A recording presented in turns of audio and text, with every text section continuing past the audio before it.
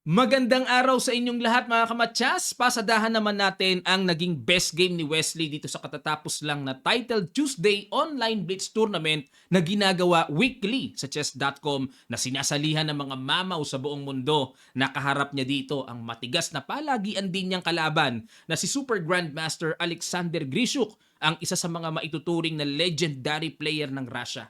Sa end part ng video, papakita ko sa inyo ang final standing. Naglaro si Magnus, makikita natin ang kanyang estado din. Ang ginawa ni Alexander Grishuk nag D4, Knight F6 si Wesley, C4, E6, Bishop G5. Yan ang naging blitz variation ni Grishuk.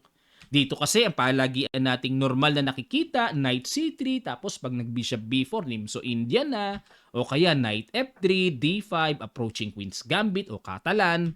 Pero dito, nag-Bishop G5 muna. Sinubukan kaagad ni Wesley, kakapturin mo ba yung knight ko o aatras lang? Umatras lang, maintain lang ang pin. Nag-C5, pressure kaagad sa D4. D5 para manatiling solid ang sentro, kinapture-capture. Nag-D6 at naging itsurang Benoni setup na sa black. At nag-E4, kumarga ng control kaagad sa sentro. Bishop E7, yun lang ang kaibahan. Sa Benoni setup, nag-G6 tapos Bishop G7, fianchetto.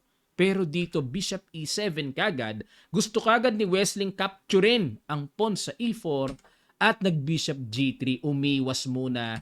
Nag-Queen A5 check at yan ang novelty ni Wesley. Dito kasi, baka mapaisip kayo, klaruhin muna natin, coach, ba't hindi kinapture ang libreng pawn? Merong kasing Queen A4 check, lipad ang knight sa gitna. Lalamang kagad ang puti. Kaya, ang naging treatment dito ni Wesley, Queen A5 check, inunahan niya ang A4 with tempo. Pero, sa palagian namang ginagawa dito, castling naman. Kaya ngayon pa lang naganap sa ginawa ni Wesley. Nag-Queen D2 sinangga. Queen to Queen. Ayan, para at the same time, masuportahan na rin ang pawn sa E4. Knight H5 para i-threat ang bishop. Malakas kasi yan. Knight E2, castle, Knight C3, F5.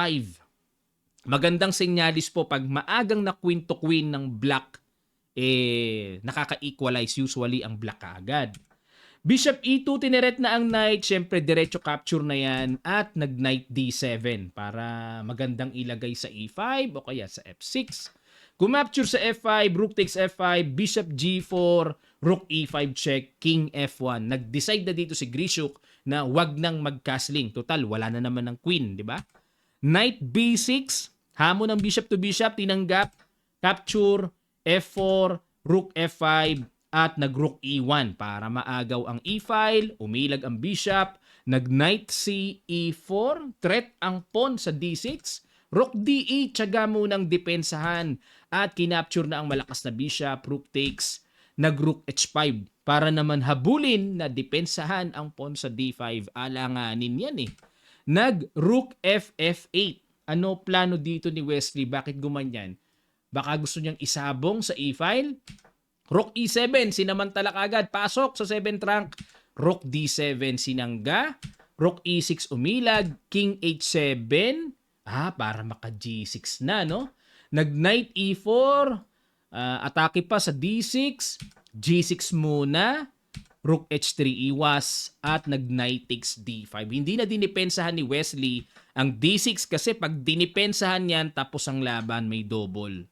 Kaya hindi na pwede. May pagkakataon talaga mga kamatyas na wag mo nang depensahan yung under attack piece mo. Sumabay ka na. Knight takes D5, rook takes, capture, at nag-B6 para iligtas ang pawn. Nag-King F2, King G7, King F3, Rook D8 paalis sa Knight. Knight E4, Knight B4, threat sa pawn.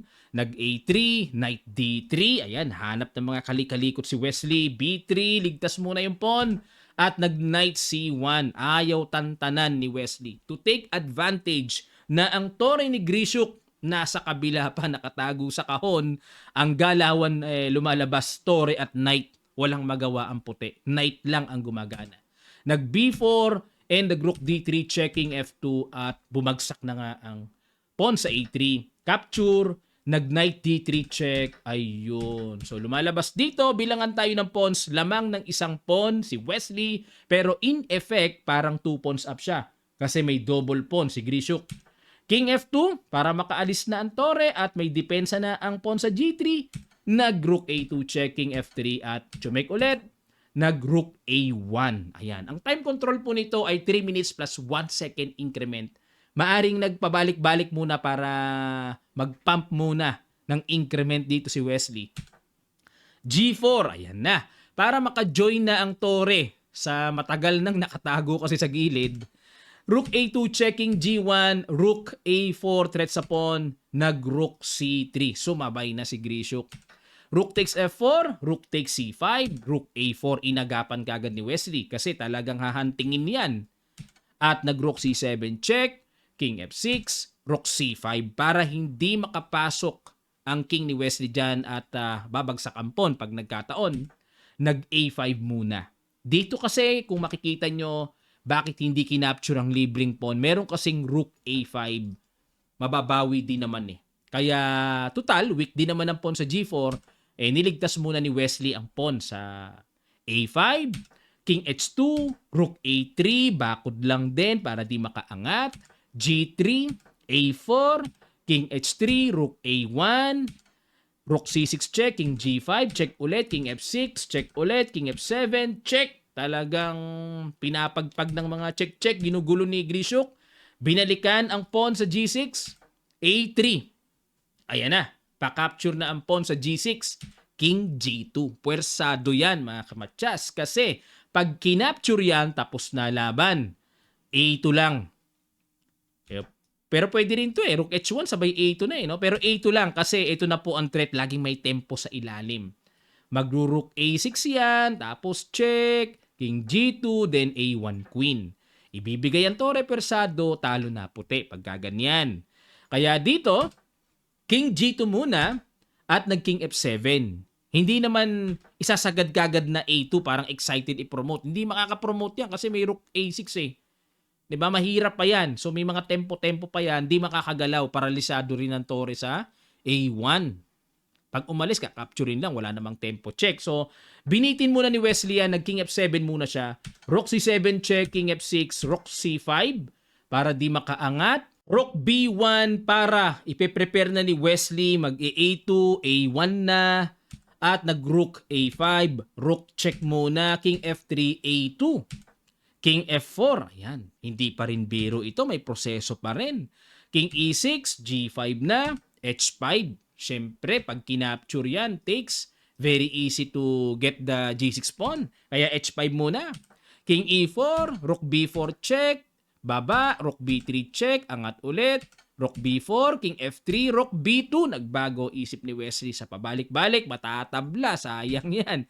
King E4, King D6. Ayan na, para puntahan na ng paunti-unti ang tore na yan. King D4, Rook B4 check, King E3 check, angat, check, King E3 at nag-Rook B2.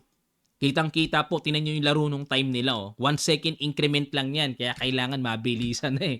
Rook F2, check, King C7, King E3, ayun, nakipagsabayan. Obligado, iiwas lang, di ba? Rook B2 ulit, King D3, King B6, nakatempo. Rook A8, King B5, King C3, Rook G2. Ayan na, pipitasin na yung pawn at pag napitas yon, hindi bali nang ibigay yung A2, may connected pass pawns naman. Panibagong istorya na naman ng winning position. King B3, King C5, Rook A4, ayun na. Para pupuntahan na yung pawns, haharbisin na yung mga pawns na yan. O, dyan naman tumakbo si Wesley. Ayun. At dito po, nanalo. Okay? Resign si Grishuk. Kasi mauubos na eh. Makukuha yung pawn, then another problem na naman ng puti yan. Okay? So may mga technique ang rook and pawn ending na dapat aralin natin mga kamatsas. Back up yan ng resulta ng magandang middle game ay ang magandang endgame. Pero kailangan back up ka ng knowledge talaga sa endgame. So, may mga laro na pupunta yung king mo doon, gagapang, tapos pupunta na naman sa kabila.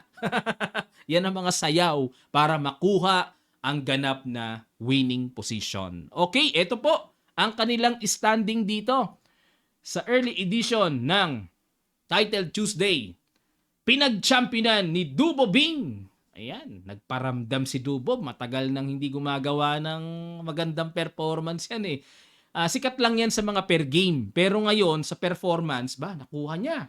Second si Magnus at si Dubob ang tumalo kay Magnus. Kaisa-isang talo ni Magnus si Dubov. 10 points at si Wesley, not bad. 9 points siya out of 11 rounds. Ayan, yun nga lang, napakaraming katay, no? Ayan, napakaraming sumali dito mga kamatyas. May sumali bang Pinoy dito? Tingnan natin ang flag. Makikita natin ang flag. Ayun, si Grandmaster Darwin Lailo sumali sa score na 7 points out of 11 rounds. O, tingnan natin sa flag ha. May mga Pinoy na sumasali dito eh. Hindi ko nasalihan ito mga kamatyas. Gabi na ako nakauwi. Nako, ang dami kong meetings and activities ngayon kaya nabisi ako pero babawi naman ako mga kamatyas. Sino pa bang Pinoy ang sumali dito? O, ayan. Daming sumali. Nasa 300 players na tayo. Oh. Ang tinitignan ko lang yung flag. Madali namang malaman yung flag eh. May mga flags naman eh. O, Pinoy. Sino ang kasali dito na Pinoy? Wala pa ako nakikita na. Ayun. Si Manon Ogramon. Kaso ano na eh, no? Parang nag-withdraw din kasi kulang-kulang ang score eh. Ayun. So, napakarami pong sumasali dito. Talagang umaabot ng mga 600 to 700, minsan 800 players pa. Ayan, maraming salamat po mga kamatyas. Magkita-kita pa tayo sa mga susunod pang chess updates. At inaayos namin ang darating na December Kamatyas Round Robin. Kasali si Meow Meow kung sakali. So, inaagapan namin na pumasok yung time frame namin sa mga schedules na inaayos namin. So, kaya medyo na-busy din ako mga kamatyas. Maraming salamat. Magkita-kita pa tayo sa mga susunod pang nagbabagang mainit na chess tournament.